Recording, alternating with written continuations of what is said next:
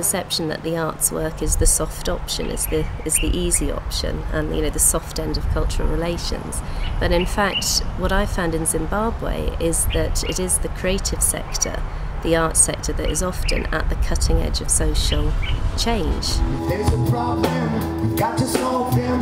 If there's a problem, we've got to solve them. We never tried to do a festival that would keep us safe, either in terms of attention from central government organisations or just in terms of keeping the festival going.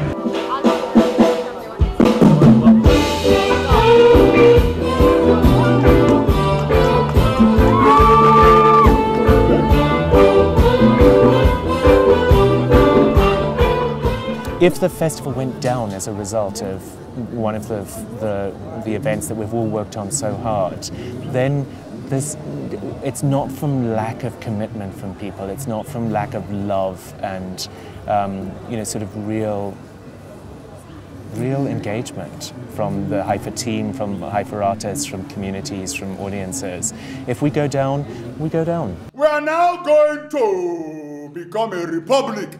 And I shall be president. Any objections? Good. Thank you. Mr. Lawyer, can you please draw up a constitution? Now, we are going to privatize the army. In fact, we're going to privatize the entire country. Because privatization will ensure greater efficiency. Have no fear. Margaret Thatcher is my consultant. Haifa is one of the best and most unique festivals in the world. That's a fact. It's in Zimbabwe. That Zimbabwe, Africa can have arenas of hope, arenas of industry, arenas of brilliance, arenas of talent, as opposed to the constant simplistic images that the Western media continually pumps out.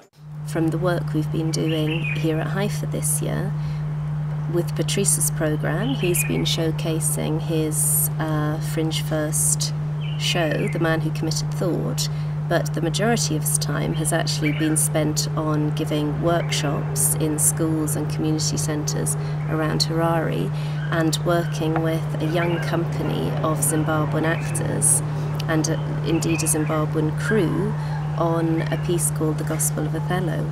So in terms of, I think what Patrice would probably say, in terms of the focus of his work here, it's on developing the young theatre practitioners in Zimbabwe and transferring his skills and knowledge from the UK. Your name is Nyasha. I want you to describe an N. That's how you move. Try to move in the shape of your first letter as best as you can. You understand? So if you are the person on the ground, so maybe it's your hand that you use to try to make your shape, or you make it in the air. I can feel it deep inside me. I got this feeling deep inside of me. Yeah, yeah. Bring it on down. Let it shine on. Shine on.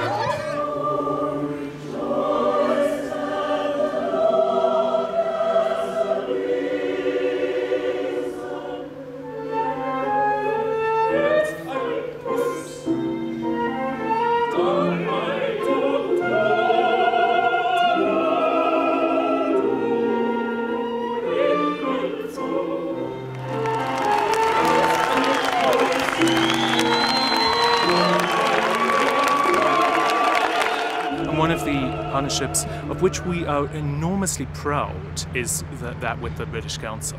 And we're particularly thrilled with it because the British Council has constantly allowed us to experiment with different types of projects. Who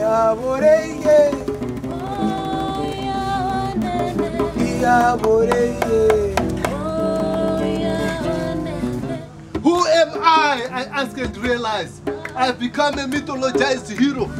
I am you. You are me. I know you. You are a stranger. I am Rhodesian. I am British. I am Zimbabwean. I think I'm Rhodesian, I'm British, it has to be dropped. It has to be dropped? Yeah. Because you personally find offensive? Because Personally, what do you personally feel about those words? What do those words mean to you? When she says I'm Rhodesian, I'm British, I'm Zimbabwean, I'm afraid that may sound offensive to the audience, especially in First Street.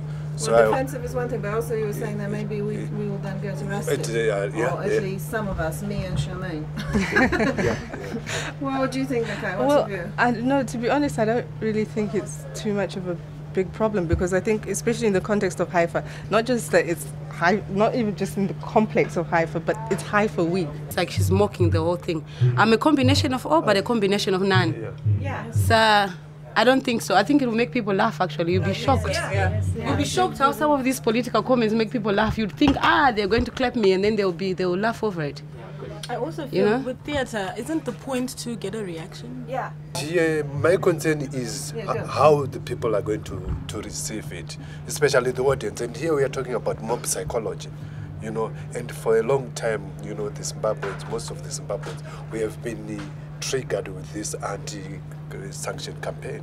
So you don't know who is among that crowd. I am Rhodesian, I am British, I am Zimbabwean. Why am I Rhodesian? Because my parents were a part of the Rhodesian system. What they learned from that system is what they imparted on me.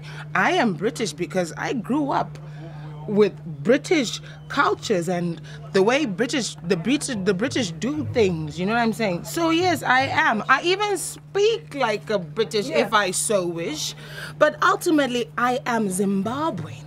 You see, I am Zimbabwean by virtue of having experienced all of that. I'm voting for the show to go on as planned. Yeah. Can we have two votes? Yeah. Reservation. Mariam,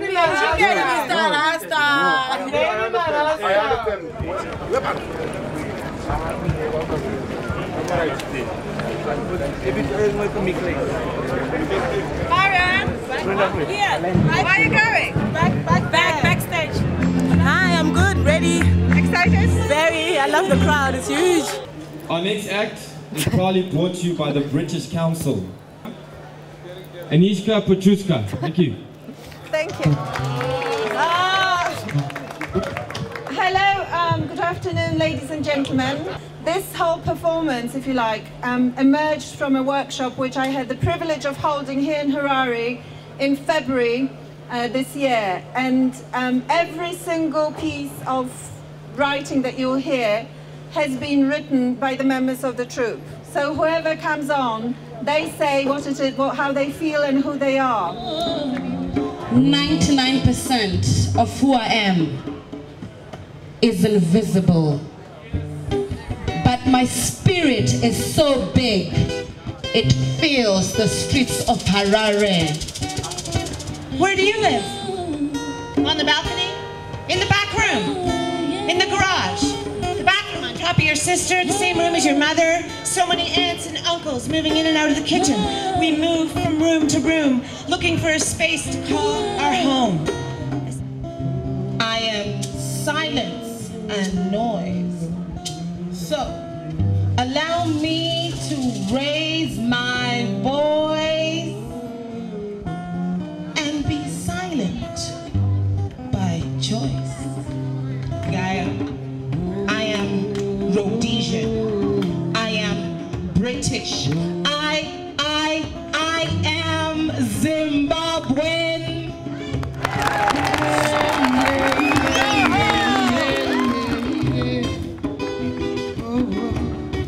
There was hope even when they left, and the only thing they left us was hope.